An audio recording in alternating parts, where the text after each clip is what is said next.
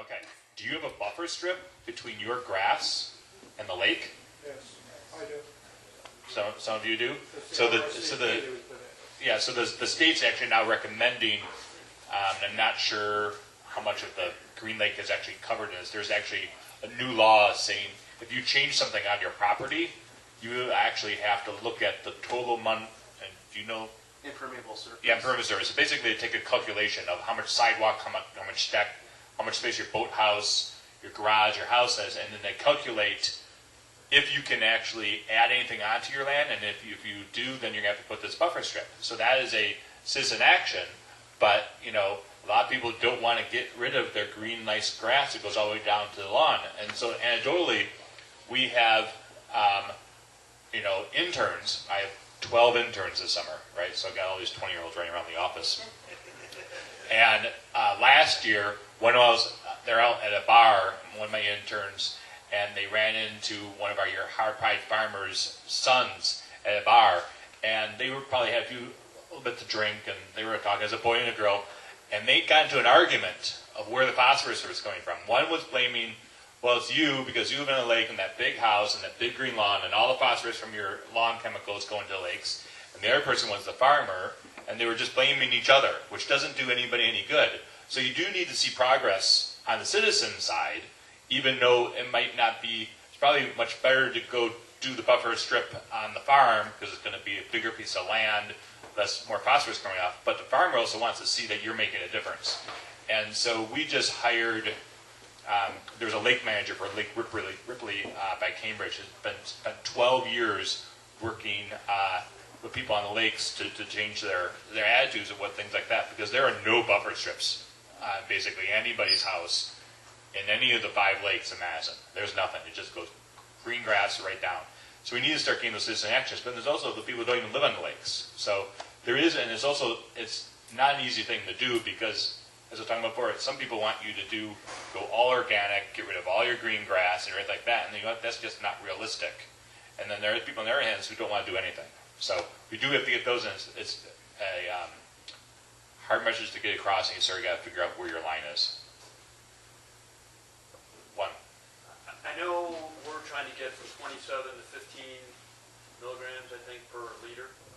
And so the question is, given the trends and all the precipitation and everything else that you've shown, that's to get to the number that's compliant. Is that the number we should really be targeting over the long term? Should it be less, and what's realistic? Less, definitely less if we can get there. When you have these more rapid storm events, as you discussed, which is a major issue with climate change, it changes the way we design best management practices. It used to be you could design them for a 25-year storm or something. Now they have to be much larger with some water holding capacity to be able to attenuate those flows and catch the sediment. The goal would be to get much below 15, but 15 would meet water quality standards, and I think we'd see a major change on the lake if we got there. So can we get further? Yes, but I'd like to set tangible and realistic goals, so I'd like to try to shoot for 15. How long do you think it would take to get to the 15? Time, money, other resources, that's tough. That's tough. More study, I think we can figure that out, but 20 years maybe. It's just basically time, money, capacity, right? So we know what needs to be done. It's not rocket. I mean, it is rocket science for lake type stuff, but the practices are all there. The neat thing about Wisconsin is that our Department of Natural Resources, the DNR, is really on the forefront of doing a lot of these things. And the climate change or the rain event thing is going on worldwide, right? So we just got money from the McKnight Foundation for Madison, which is in Minneapolis. It's great to get money from outside. So, collectively, other organizations like yourselves, the Clean Lakes Alliance of Madison, can we go to those large worldwide grants and say, hey, we're going to do some farming practices here and change things? And I'm trying to think, who's the Buffett. So Buffett's son has a foundation. All he does is farming. You ever seen any of those videos online or anything like that? Oh, yeah, so he's mentioning, yeah. So they have a foundation. Warren Buffett, right? Everybody knows who he is? Yeah, okay. So he's got a farm. His son, all he cares about is farming. So can we as a state or as a collective of people that are interested about the lakes and farming go to them and say, hey, we've got a great relationship with our state, we've got good citizens, we've got 3 different lake communities spread across the lake, can we get a couple $1 million? That's what the really neat, innovative things that we can do, because the state only has so much money. Your pocketbooks, is it grandchildren you're going to go to? Is it, you're redoing your kitchen or anything? But we need money too. But I think that's the thing. So it's just time and money. So I think we need to look outside the box. Just one more thing. The degree of monitoring we're doing on Big Greenland, right? And we have long-term trend sites where USGS is going out there and sampling. We're sampling. We have Silver Creek instrumented. We're sampling for loads. We have County Kate instrumented. We're sampling for loads. We restore that back. There's going to be a major reduction. The short-term 5-year goals, we reach them, I think, after a couple of those cycles, we'll have a really good idea of what we need to do and when and how long it'll take for us to get there. And we have our finger on the pulse at all times. It just gives a good frame, in terms of what to expect and what's ahead of us. Exactly. I have a question. Does this large dairy farm that's in the watershed, it's been in the last couple of years, is that having a negative impact on the lake? Land use has a negative impact. One thing I would say about permitted CAFOs through the WPDES system is they are held to a higher standard than the small guy. So if they mess up, everybody knows about it. There's fines. They're forced to go and do mitigation, restorative things. So I don't want to point at one facility and think that they hold the lion's share of the blame here. I think that they're a factor, but they also are held to a much higher standard. So if they do things right, do things correctly so far as land management and how they apply their manure, they're not going to be an issue. But if they make mistakes, they will be. Well, the reason I ask is we see all these trucks spreading excrement all over all these fields on the top. And one of his comments was, well, we're going to put it in the soil so it's not on top. So I assume with all this rain, with all this stuff being spread, somehow it's going to run into our watershed, into the lake. Well, they're required by permit to incorporate the manure within so many hours. They're also required to not apply on frozen ground or saturated ground. There's a lot of restrictions. Now, are they being compliant in all those? I cannot say, but permit does not allow for that manure. It's a zero discharge permit. They're not supposed to, or that's what it is, but realistically, it's T, it's tolerable soil loss. So if they're doing things correctly, again, I think we're okay, but we need to police that and make sure they are. But they're just one farmer of many in the area, and they're not the only problem. The lakeshore residents. And you're concerned. I disagree with what they're doing too. I don't like it. And just more recently, the same trucking group was injecting it as they go with a long hose. It's actually a hose taken through the field with the injector, and you had very little smell. It's right into the ground right away. But I don't like what they do when they flood the ground with it either. But they're improving that, like you said. But they would be in violation, and that's something that, if you see that happening, let us know. Because the way the permit works, it's stepped enforcement. If they make a mistake and we catch them on it, that's one level. You get them a couple times, it just keeps ramping up until it goes to a referral to the Department of Justice. So and they don't want to be doing that. They don't want to go there. So I don't want to confound the issue, but there's another problem with injecting all of this sewage essentially into the land, is the land has a capacity to incorporate that phosphorus as well. So if you're putting in excess amount of phosphorus and you think you're fertilizing the land, you are, but indeed you can have excess capacity on the land and it's just run off. right. And we have instances that were documented this late winter, early spring, about people mucking out their barn and putting it on the land, and then there was a snowstorm and a rainstorm right after, and it just ran a dilute chocolate milk right into the lake. I don't want to defend any one group, and farmers are definitely an issue and probably the major source of phosphorus, but some studies have shown that the lakeshore properties themselves are major, major issues. It used to be that it was septic. That's no longer the case. But in the past, we were using phosphorus fertilizers. And what do we have growing on the lakeshore residences? You know, Kentucky bluegrass, it has root systems about like this, so the tilth is terrible. You don't get much infiltration. A lot of the shorelines on Green Lake have a pretty good slope to them, and studies have shown that when you go and you analyze the soil test phosphorus in some lakeshore residences, they're actually higher than you see in agricultural fields because it's not being utilized very well. So even if you have nice manicured lawn, you get a rain event, you're delivering a lot of phosphorus. It's going to take years and years and years for that phosphorus levels to come down in the soil. So buffer strips, like you were saying, you know, we all have to do our part. There's not one single source here that's going to, you know, change the world. It's going to be, you know, urban stormwater. It's going to be agriculture runoff, near shore issues where we need to do some shoreline restoration. And that's not necessarily to, you know, create a jungle in front of your yard so you can't see the lake, you know, but there's things you can do that are in between that's a balance that can actually do a lot for water quality, and you had said you had done that. So, you know, I applaud you for that.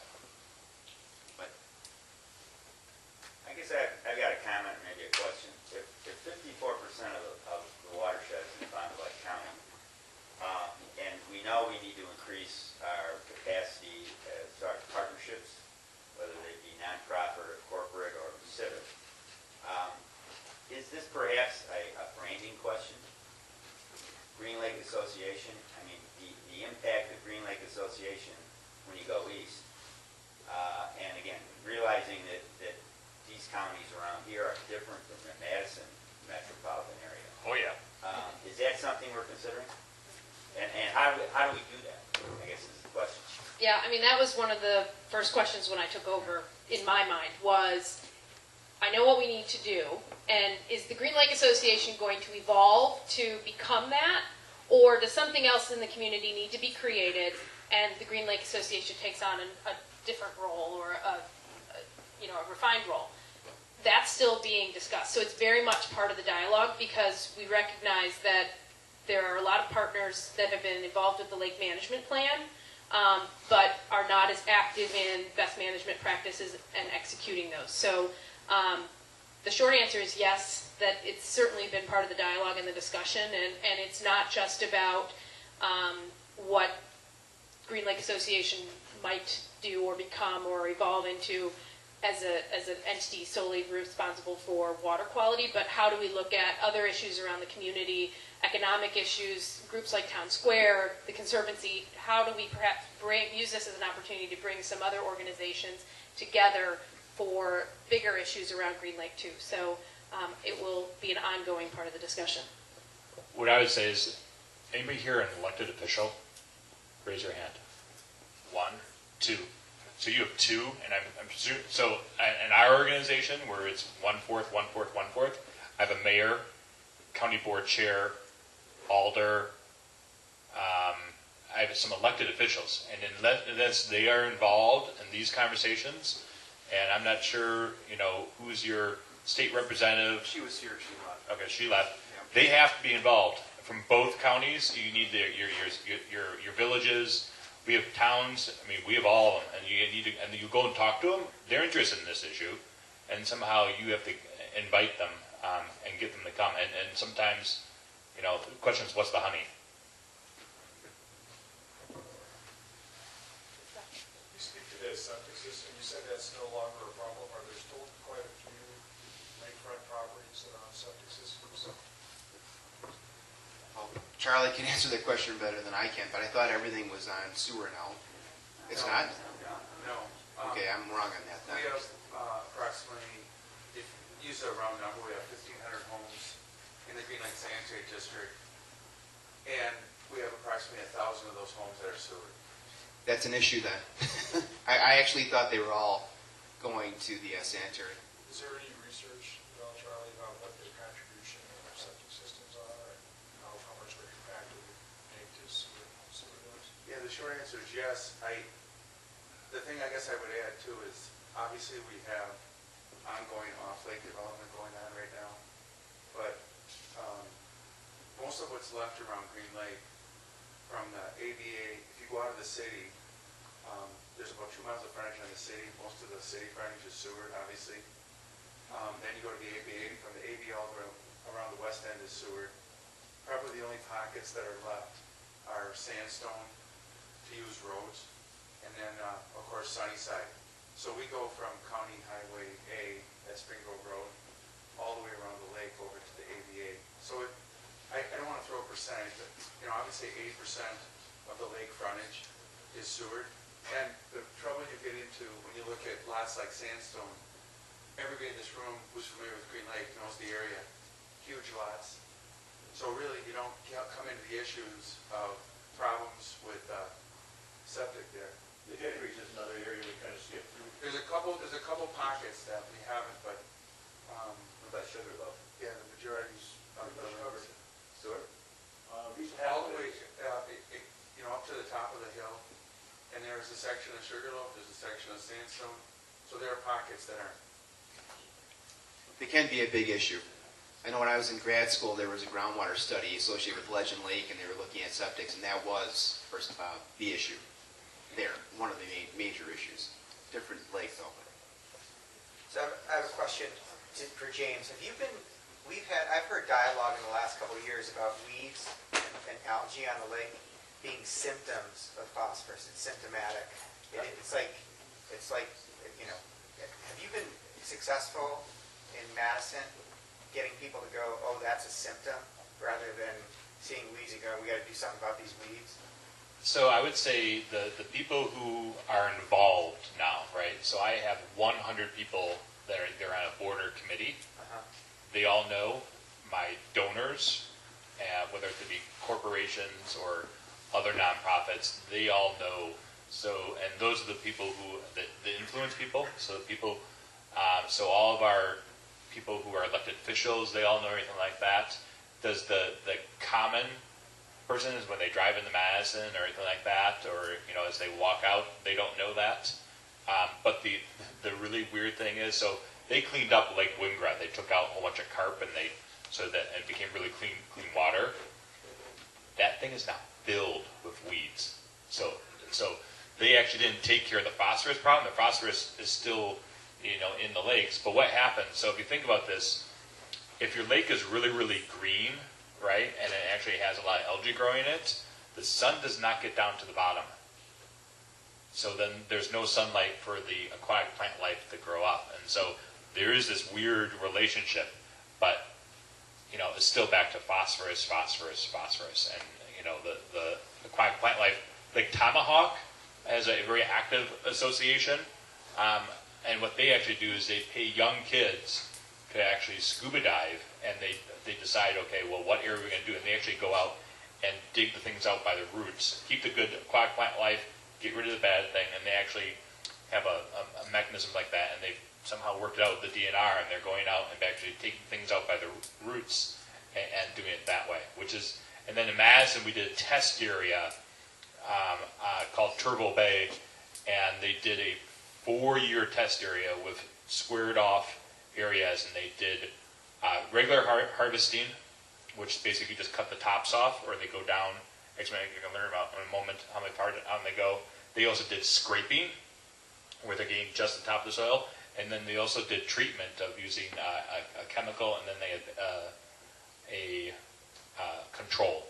And so the scraping and the chemical were the best. Actually, just cutting them just didn't do anything good. The question now is the areas that they treated chemically, do those weeds come back versus the scraping? But we didn't do actually the harvesting, where you actually get people down there and take them out by the weeds. So I think that's could be something for the future to look at and how you do that. I think we have a question from Kent, and then maybe we'll conclude and go from there. Okay, thanks. This is a complicated matter, but I admit to being confused, having read several documents recently. I made my way to the lake management plan and took out 2 key things, learnings. There's a long-term negative trend affecting the lake quality, and the lake turns over very slowly. So turning around the long-term negative trend is going to take effort and a long time. I got the sanitary district newsletter, and it had a very optimistic tone about the progress that's being made, the grants that are being won, and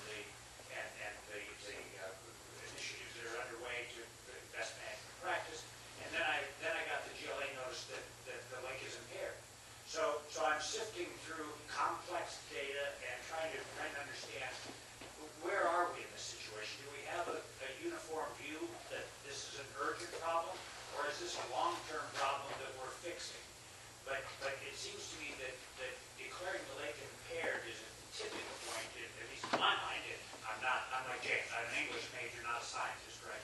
But that's cause for concern for me, and I wonder, do all of the groups that you talked about being part of the plan, part of the constituent groups here that are working on, have a unified vision? So I'm going to pick up a little bit apart. So we actually, if you want one, this is the STA Lakes report. So we actually get the University of Wisconsin, the information from the raw data from all the government agencies, and then hire a technical writer to put together the report. Because everybody is in their own interest, right? So the county wants to paint a pretty picture for you because elected officials want to get reelected. The DNR is going to do it because he wants to be known for doing a good job. So everybody, all the pieces that you're talking about and that all serve a different message is because there's another reason that they're putting out the publication. It's not just about they all have good intentions, but it's all their message.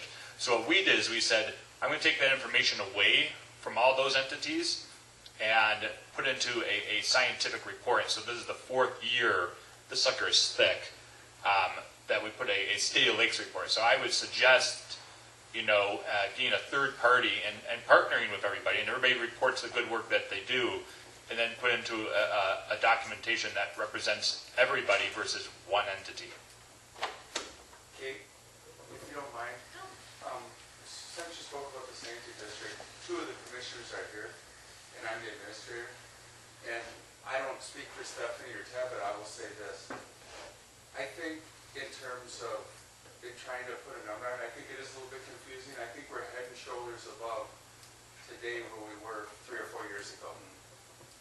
Do I think we have a long way to go? Yes. There's 3 partners here right now, Ted Johnson, Stephanie, and Charlie Marks. We're part of the 10 organization team. I think we are optimistic people. I think we're on the right track. And I think it is confusing, by the way. If I can give you an example, because of what Ted said with the funding, we used to do with our county 3 to 5 BMPs a year. We'd go out to a farm and put it in a sediment basin. Right now, we'll probably do 50 BMPs this year. Is that going to solve all of our problems? No. Is it a step in the right direction? Absolutely. I sit here today and I'm excited, and I thought the presentation was excellent. I hope my board goes back, and I think there's a lot of reason to do some things differently and to look encouraging toward the future. I think we will. Do I think we're falling apart here? Absolutely not. Do I think we're on the right track? Yes. Do we have a lot of work to do? Yes. I hope Stephanie and Ted would agree with that. Yeah. That's my perception of it. I hope that clears it up a little bit. What impact do you have on Fond du Lac? Fond du Lac is the biggest challenge for us, and I think everybody in this room is going to understand why. We're downstream. I mean, You have zero impact on Fond du Lac? no, we have more, and what I think it's going to come down to is there's going to be, in the near future, an invitation to Fond du Lac, and it's either going to be, do you want to dance, or do we need to find a new dance partner? And I'm probably more outspoken than Ted or Stephanie, because I've been around longer. And it's been not a good relationship. So I think we need to say if something's not good. It's been not a good relationship. And the land conservation head just announced he's retiring. And that's not going to help. Well, it may help in the end, but it's not helping the immediate situation. So there are definite challenges. And as most of you know in the room, we just had a shift in our land conservation head. And I think that's been a real positive, because I think the gentleman who took over the position has got a lot more money to work with, and he's energized. So, did I answer your question? I'm fine with it. I think it's a challenge. It's going to be a big challenge. I'd just like to make one comment, and maybe help out some of your comments. And you mentioned that there's kind of this shift in information. There's some positive things, and then sometimes you hear maybe a negative spin. And maybe help me out a little bit here, but when we talk about the Green Lake becoming listed as your FPD, it's not like that happened overnight or during your watch. I think a lot of it has to do on how the lake was looked at and maybe how it was monitored and ways that it was monitored. So this isn't something that happened overnight. So it's not like, oh my gosh, our lake just went down too. No, that's not. It's just how we monitor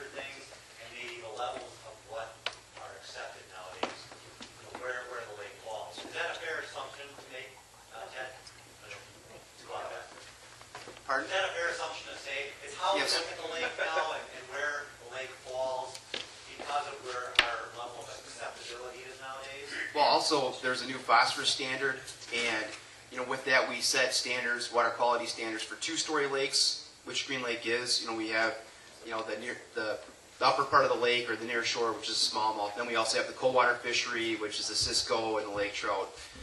So that standard was set not in the not too distant past. Around 2010 is when it first came up with the 15 milligrams per liter. We've been over 15 milligrams per liter for a long time. So this isn't something that just happened yesterday. And because of the fact that we're on the impaired list, this $2 million, the 50, 60 practices a year is coming into play. So we're doing a lot. We're going forward leaps and bounds really quickly. I get a little jabs at me from my colleagues because we've received so many grants. Just Green Lake. We are getting our fair share of the pie so far as state monies are concerned, and I think I demonstrated that. So we're doing everything we can, and I am optimistic, and it is a difficult message. And I like what you had to say about like a state of the lake, or maybe even a lake management plan for dummies or something where it's a shorter document, which I would appreciate having it myself. So a shorter document that would explain the main key elements that we're looking at. So. And I guess there was one more question.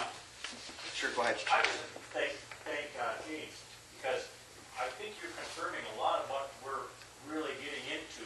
And like Charlie mentioned, we started it some years ago, but we haven't been near as strong. And now we got a flow of money.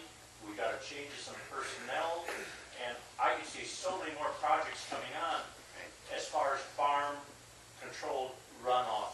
In 2008, we had a major storm here, where we had shore banks washing into the field, much less half the marsh coming through the lake, and we didn't look at what the farms were doing except the roads were washed out, but we had a disaster on this lake, and I think that's coming to blossom right now. All that phosphorus that came in there, plus the additional strong storms, we still continue to get the 2-inch and 3-inch.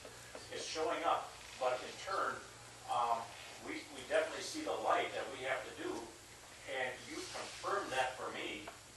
And I think we're definitely going in the right direction. It's going to take a little time and money. We're not going to turn around right away, but we're going to decrease the phosphorus coming in. I know that. So, and I don't know this, what is the turnover for the lake? How many years? 22 years, 21. Oh my God. Mendota is 4.5. Those bad lakes, I showed you the Kinga, those are 6 months and 9 months. So, so that's amazing. So we'll take one last question and then conclude. Go ahead. We're over on Spring Grove, just a quarter mile east of the condos, and you go out on the lake, it's about as weedy an area as anywhere out on the lake. We were just talking about kayaks yesterday. There's an inlet right there. You talked about the County K, you talked about the inlet by A, but there's a small stream that comes in just east of the condos there. Wondering if that's on anybody's radar, because just this week you could see that brown chocolate milk that you were talking about. And it from the condos to maybe 4 properties east of us is the concentration of the weeds, with that water coming in and then the water flowing east with the wind. I'm just wondering if that's on anybody's radar. The entire watershed's on the radar, and every inlet is part of that. So absolutely. That's Hill Creek. Yeah, I know. Yeah. Yeah. I personally have sampled that creek. I know it's still being sampled by the department. It's definitely on the radar screen. It's not the worst one, but it's not great either. So definitely that's on our radar screen, and we're looking at that. I know the county's looking at it as well. So it all comes down to priorities. What I guess we like to do is you look at the low-hanging fruit again. Because you want to get the biggest bang for the buck, like you were saying. Pounds production or tons reduction. That's what we're trying to aim at is, what can we, the maximum phosphorus reduction we can per, dollar. So, and Hill's not quite as bad as some of the others. But go by Roy Creek. Roy Creek was very bad. I sampled all of them, including Hill, the same, 2 years in a row. And Roy was the worst, other than Silver. And there were 10-foot high denuded banks, no vegetation. I'm standing there sampling, and huge chunks are falling into the stream and heading down, and the fishery is just a forage fishery of mud minnows and sticklebacks, and it used to be a trout stream, and it's bad, bad, bad, bad, bad. Well, the county spent a ton of money on Roy Creek. They made it their priority. Go look at it now. You know, it's amazing how the changes that have taken place there, just in a few years. So, you know, it's incremental. So.